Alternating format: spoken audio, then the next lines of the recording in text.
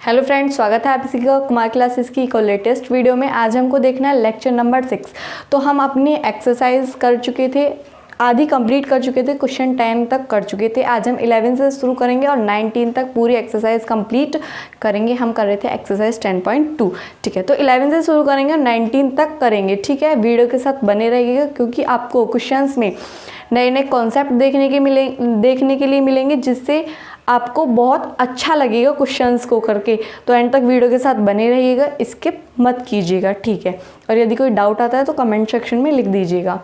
देखते हैं एक्सरसाइज 10.2 का 11th क्वेश्चन।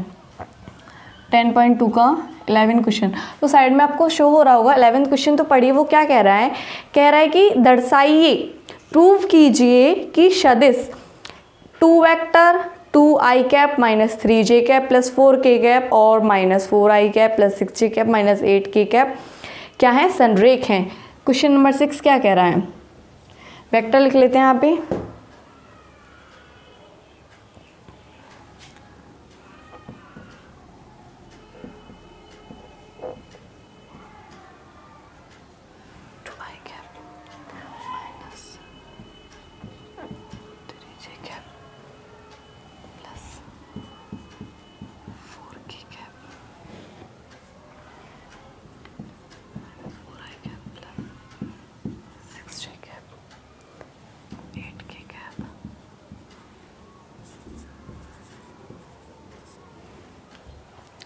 ठीक है, तो क्वेश्चन नंबर 11 देखते हैं। ए वेक्टर और बी वेक्टर हमको दिया हुआ, उसने कहा है प्रूव कीजिए कि ये जो दोनों हैं वो क्या है, एक दूसरे के संरेख हैं।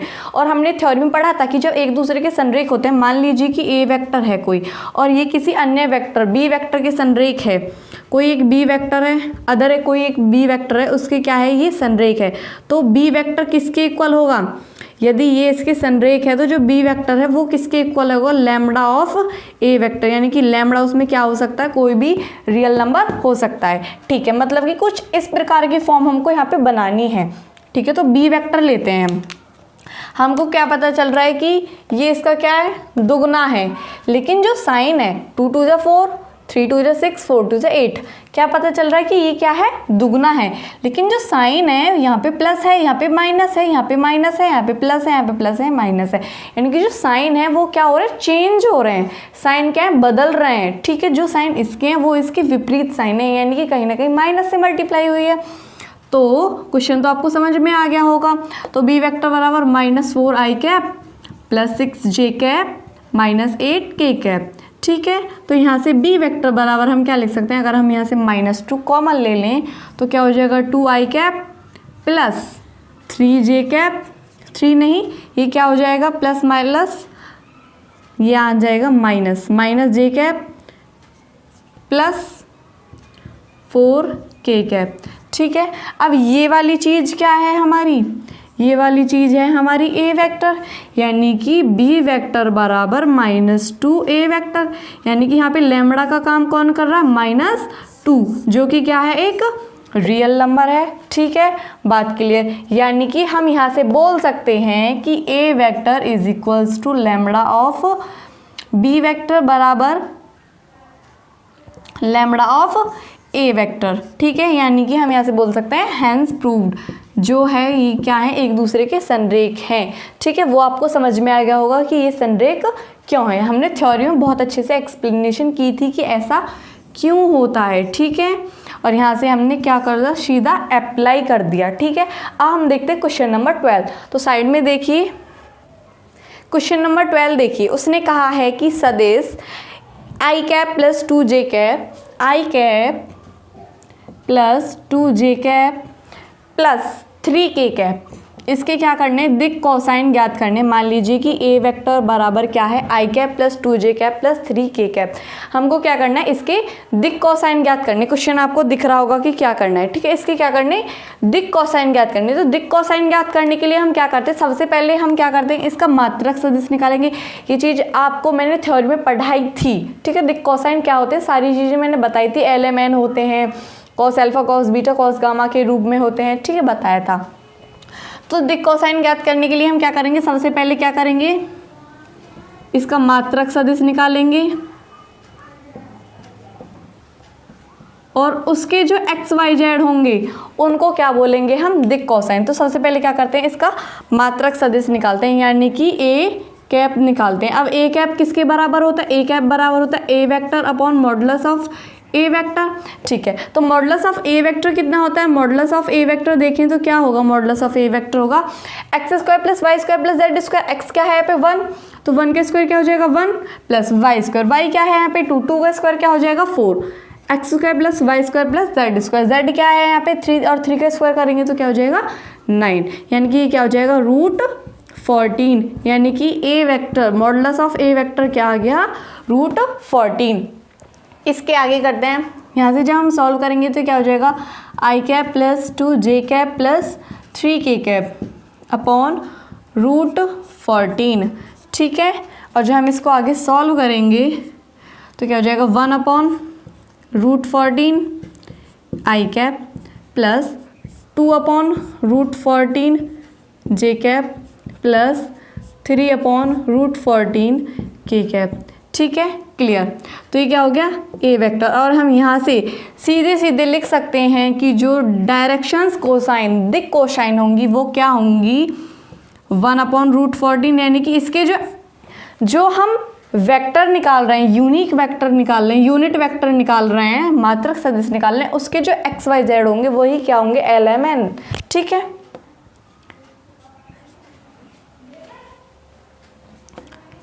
2 अपॉन √14 3 अपॉन √14, ये क्या हो जाएगा इसका आंसर। ठीक है, तो स्क्रीनशॉट ले सकते हैं आप।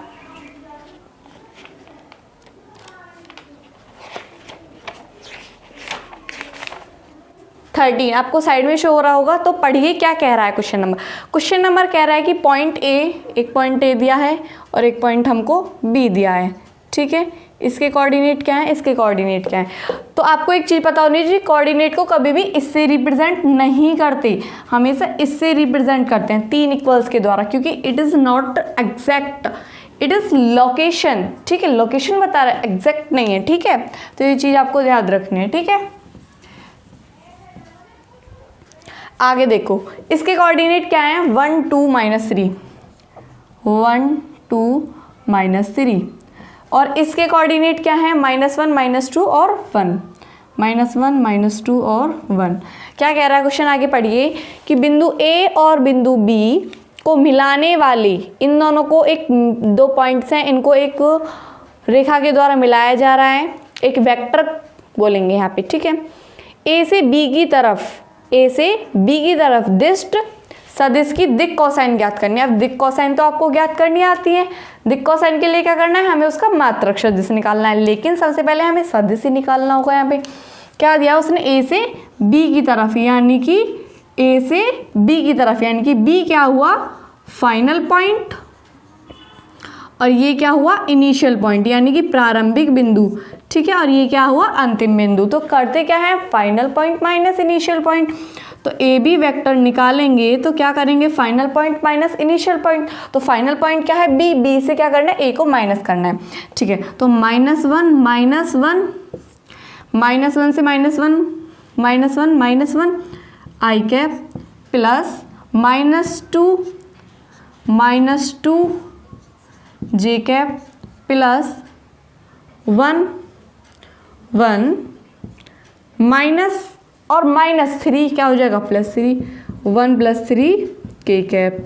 ठीक है, तो ए बी वेक्टर, यहाँ से ए बी वेक्टर आ जाएगा -2 आई कैप -4 जे cap plus 4 k cap.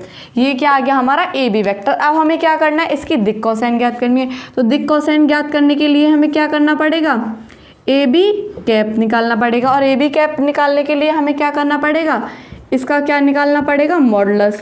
Modulus क्या होगा √x² + y² + z², क्योंकि इसका फॉर्मूला क्या होता है a B vector upon modulus of a B vector. ठीक है, यही होता है। तो इसके लिए क्या करेंगे, ए बी वेक्टर का मॉडुलस निकालेंगे x² + y² + z²। ठीक है, अब बेहाथ चली जाए आंसू। -2 का स्क्वायर कितना हो जाएगा 4 प्लस 4 का स्क्वायर कितना हो जाएगा, यानी कि -4 का क्या हो जाएगा 16, माइनस माइनस प्लस होता है क्योंकि स्क्वायर हमेशा पॉजिटिव होता है। 4 का क्या हो जाएगा 16, और ये कितना आ जाएगा आंसर, कैलकुलेट कीजिए।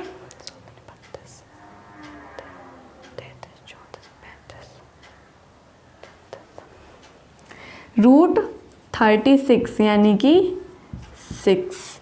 ठीक है, ए बी वेक्टर कितना आ गया 6, और जब हम इसको आगे सॉल्व करेंगे यानी कि -2i cap -4j cap +4k cap upon 6, -2/6i cap -4/6j cap +4/6k cap, और जब हम इसको आगे लिखेंगे तो क्या हो जाएगा 1/3, यानी कि -1/3i कैप -1/2/3, 3 से काटेंगे 2 से काटेंगे, 2 से 2 और ये 2 से 3।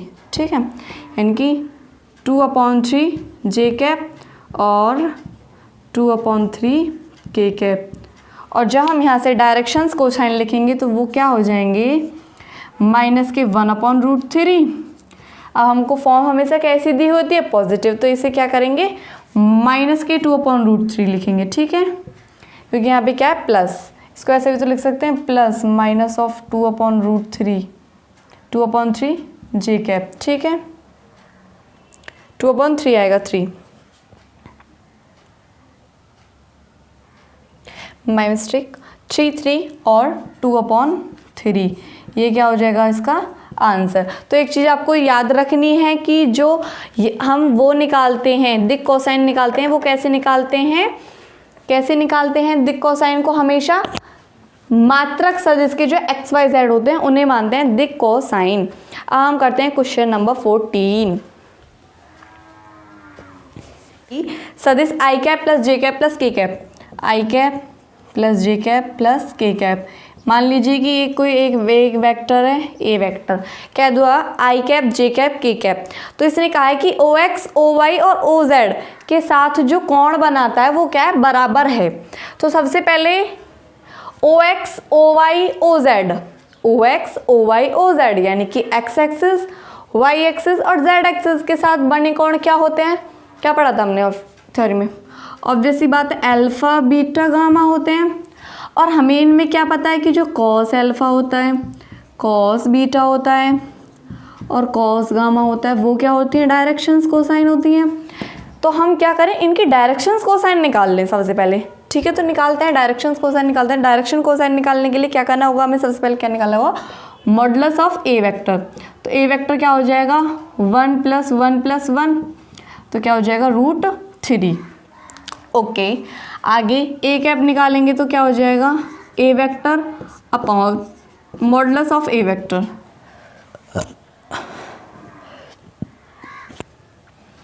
तो 1/√3 आई कैप प्लस 1/√3। अब तो आपको ये काफ़ी हल्के लग रहे होंगे, है ना। यदि आप अच्छे से पढ़ाई कर रहे हैं तो आपके पूरे के पूरे नंबर भी आ सकते हैं। और यदि आपको फिजिक्स केमिस्ट्री के नोट्स चाहिए पढ़ाई करने के लिए, आप इस कॉन्टैक्ट पर व्हाट्सएप कर सकते हैं और आप नोट्स बाय कर सकते हैं। बहुत ही मिनिमम प्राइस नोट्स का रखा गया है। ठीक है, यदि आपको चाहिए तो आप वहाँ से बाय कर सकते हैं। आगे देखते हैं। ठीक है, ये हो गया ए कैप। ओके, कोई दिक्कत वाली बात नहीं। अब यहाँ से डायरेक्शंस कोसाइन क्या हो गई, डायरेक्शन कोसाइन होगी 1/√3 1/√3 और 1/√3। ये किसकी वैल्यू होती है LMN की वैल्यू होती है। डायरेक्शंस कोसाइन क्या होती हैं LMN, और LMN क्या होती हैं कॉस अल्फा कॉस बीटा और कॉस गामा। और यही क्या होते हैं एक्स एक्सिस वाई एक्सिस और जेड एक्सिस के साथ बने कोण, यानी कि कॉस अल्फा की वैल्यू क्या है 1/√3, इसकी वैल्यू क्या है 1/√3 और इसकी भी वैल्यू क्या है 1/√3। यानी कि एक्स एक्सिस वाई एक्सिस और जेड एक्सिस के साथ जो अल्फा बीटा गामा बन रहे हैं उन सब की जो वैल्यू है, उन सब के कॉस की जो वैल्यू है वो क्या आ रही है सेम आ रही है। तो हम यहाँ से बोल सकते हैं कि जो कोण बने हैं एक्स एक्सिस वाई एक्सिस और जेड एक्सिस के साथ अल्फा बीटा गामा वो भी क्या है सेम है। और यहाँ पर क्या हो जाता है हमारे ये प्रूव तो प्रूव हो जाएगा और आप लाइन लिख सकते हैं। ठीक है, को 2:1 के अनुपात में काटता है, यानी कि m/n, m/n क्या है 2:1, यानी कि m की वैल्यू क्या है 2 और n की वैल्यू क्या है 1। ठीक है, आगे देखते हैं। आगे क्या कह रहा है कि सबसे पहले बताना है अंतःविभाजन, दूसरा बताना है बाह्य विभाजन। तो अंतःविभाजन के लिए हमने फॉर्मूला पढ़ा था, क्या फॉर्मूला पढ़ा था आपको याद होगा? अंतःविभाजन के लिए हमने पढ़ा था, हमें क्या बताना है, दोनों स्थिति में आर वेक्टर बताना है। क्या बताना है? आर वेक्टर बताना है। तो आर वेक्टर के लिए हमने फॉर्मूला पढ़ा था, क्या पढ़ा था? mb vector plus na vector upon m plus n, यही पढ़ा था ना। ठीक है, ये क्या हो गया? अंतः स्थिति के लिए हो गया। तो इसमें हम वैल्यू रखेंगे, इन्हें हमने a वेक्टर मान लिया, एक को b वेक्टर मान लिया। ठीक है, तो m की वैल्यू क्या है 2 और b वेक्टर क्या है ये minus of i cap plus j cap plus k cap, n की वैल्यू क्या है 1, तो a वेक्टर क्या है i cap plus 2j cap minus k cap upon 2 + 1 यानी कि 3। जैसे आगे करेंगे क्या हो जाएगा? -2i cap plus 2j cap plus 2k cap, ये 1 है, सिंपली 1 की मल्टीप्लाई सेम वही रहने वाली है अपॉन 3। जब हम इसे आगे करेंगे क्या है? माइनस के 2i कैप, ये क्या है i कैप, तो ये -2 ये +1, तो क्या बचेगा? -i कैप, क्या बचेगा? -i cap. 2j cap plus 2j cap, दोनों प्लस के हैं तो क्या होंगे? ऐड हो जाएंगे 4j कैप। ठीक है, 2k cap minus k cap, तो क्या हो जाएगा? k cap upon 3। ये क्या हो जाएगा? हमारा आर वेक्टर की क्या हो जाएगी? वैल्यू हो जाएगी। ठीक है,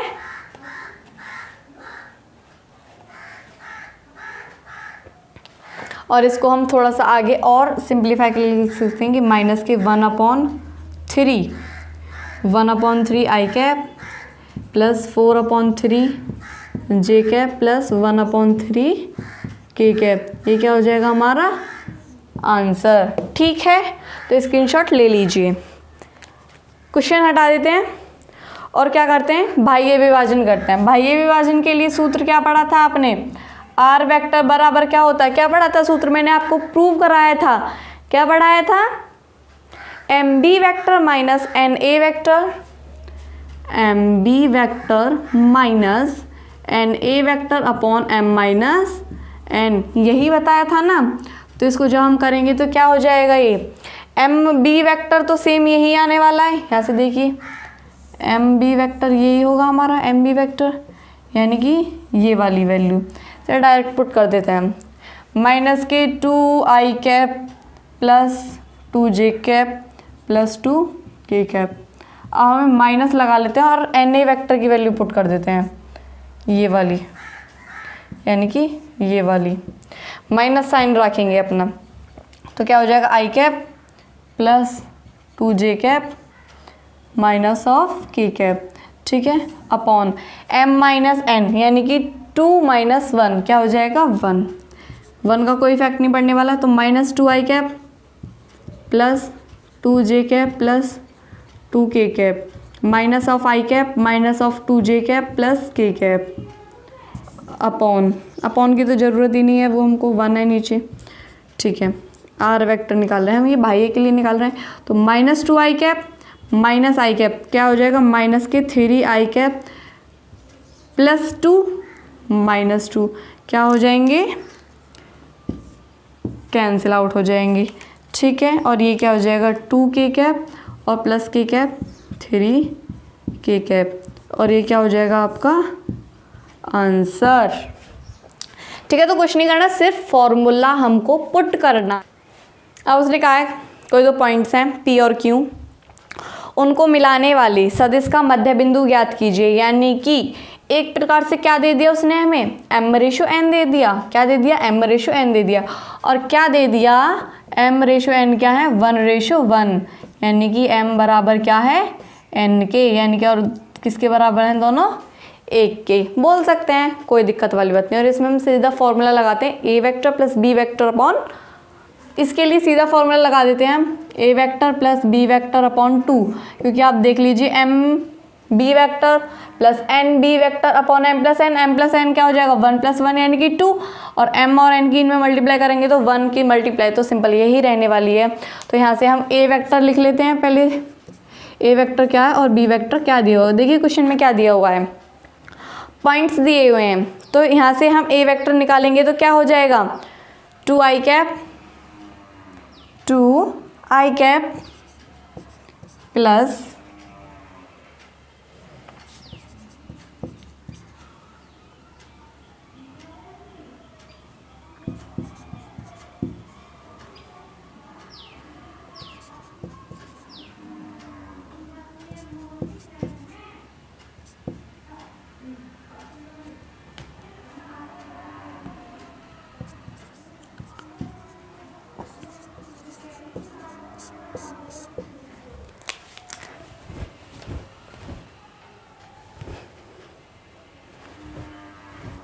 ठीक है। तो A vector upon B vector upon 2, ये क्या करा हमने पॉइंट से लिख लिया, ठीक है।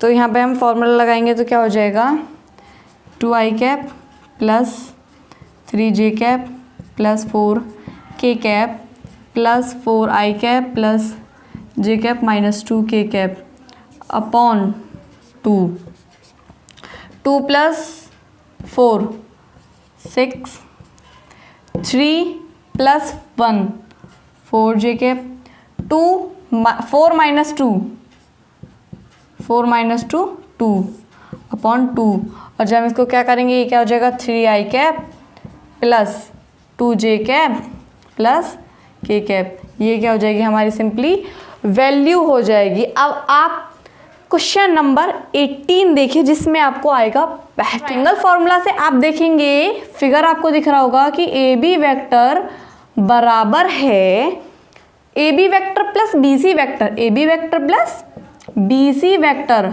बराबर है ए सी वेक्टर के, यही तो था ट्रायंगल फॉर्मूला, ठीक है भाई यही पढ़ा था।